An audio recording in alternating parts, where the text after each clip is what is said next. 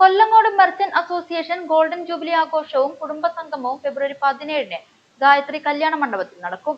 ആഘോഷ പരിപാടികൾ കേരള വ്യാപാരി വ്യവസായി ഏകോപന സമിതി ജില്ലാ പ്രസിഡന്റ് ബാബു കോട്ടയിൽ ഉദ്ഘാടനം ചെയ്യുമെന്ന് അസോസിയേഷൻ ഭാരവാഹികൾ വാർത്താ സമ്മേളനത്തിൽ അറിയിച്ചു.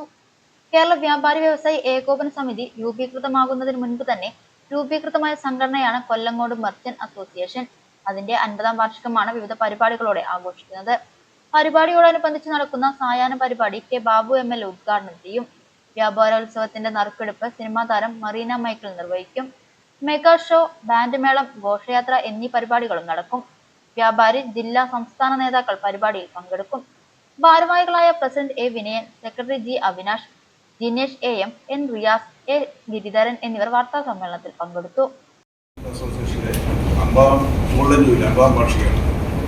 അതിനൊരു വിപുലമായ ഒരു പരിപാടിയിലൂടെയാണ് വരുന്ന ഫെബ്രുവരി 17-ാം തീയതി ചൊവ്വാഴ്ച കൊല്ലങ്കോട് ഗായത്രി കല്യാണ മണ്ഡപത്തിൽ അത് പരിപാടി.